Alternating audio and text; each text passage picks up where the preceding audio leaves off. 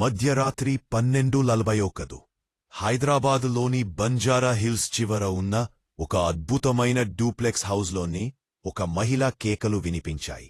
హాలులో నేలపై స్వాతి అనే యువతి రక్తపు చెరులో పడి ఉంది. ఆమె భర్త రోహిత్ కళ్ళు విస్తరించి భయంతో వణికుతూ తెల్లవాడిపోయాడు అని రోహిత్ ఏడ్చాడు. గది పరిశీలించి రూంలో ఎలాంటి ఫోర్స్ ఎంట్రీ లేదని క్లియర్ అయింది. డిటెక్టివ్ ఆదిత్య కేసును తీసుకున్నాడు. అంత ఖరీదైన హౌస్లో సీసీటీవీ కూడా ఆఫ్ ఉందా అని అడిగాడు. రోహిత్ సమాధానం చెప్పే లోపే ఆదిత్య ఫోన్లో స్టేట్మెంట్ నోట్ చేస్తూ ఉన్నాడు. గదిలో టేబుల్ మీద మొబైల్ ఫోన్ మోగింది. బాంబ్. ఆదిత్య కాల్ లిఫ్ట్ చేశాడు. అతనితో మాట్లాడారా?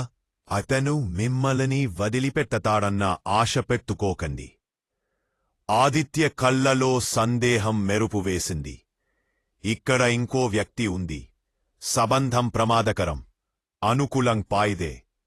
స్వాతి మరియా రోహితాతో బెడియిమి సాయక్కు అందరులే నినబు చూపారు.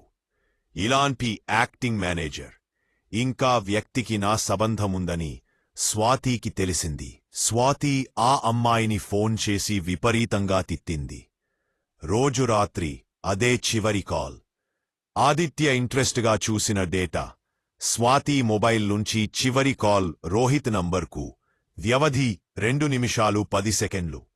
టైం 9 విజయ స్వాతి మధ్యల సమయం లీకి వెంకనే తిత్తేవు. అసలు ట్విస్ట్ ఇంత చివరి కాల్ ఆదిత్య రోహిత్ను ప్రశ్నించడంతో అతను తడబడే సమాధానాలు ఇచ్చాడు. నేను బయటకు వెళ్లాను. ఫోన్ సైలెంట్లో పెట్టి. నీ కార్ ఇంజిన్ ఇంకా వేడిగా లేదు.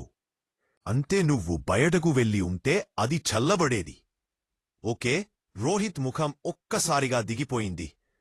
ఆ సమయంలో ఒక పోలీస్ రూమ్ నుండి వచ్చి గాజు విరిగిన ముక్కపై రక్తంతో ఉన్న రోహిత్ ఫింగర్ ప్రింట్స్ని అన్నను తెలిపారు. స్వాతి ఆ రాత్రి నాకు చెప్పింది.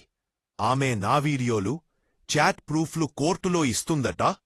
నేను ఆమెను స్టప్పోతాను. అతని మాటల్లో ఎలాంటి పశ్చాత్తాపం లేదు. అతను ప్రేమ కోసం హత్య చేయలేదు. తన ఫేక్ ప్రతిష్ట కోసం హత్య చేశాడు. గాయ్ ఆయకెళ్ళడు. ఆయక పోలీసులు తీసుకెళ్తారన్గా. గేట్ దగ్గర నల్ల గ్లాసెస్ వేసుకుని ఓ యువతి నిలబడి ఉంది. ఆమె చేష్ట చూడగానే తెలుసు ఇదే ఆ కేవల నావన. నువ్వు ఫ్రీ అవుతావని చెప్పావు. చూడు, ఫ్రీ అయ్యావు, కాని జీవితాంతం జైల్లోలే. రోహిత్ కేకలు వేసి పశ్చాత్తాపంతో ముఖం వంకర వేశాడు. గేటు మూసుకుంది. సైరన్ దూరం పోయింది. కాని ఒక ప్రశ్న మాత్రం మిగిలిపోయింది. ఆమె నిజంగా ప్రేమించిందా లేక బుద్ధిగా ప్లాన్ చేసిందా? ఎవరికీ ఎలియని ఒక అంధకార సత్యం ఇంకా బయటపడలేదు.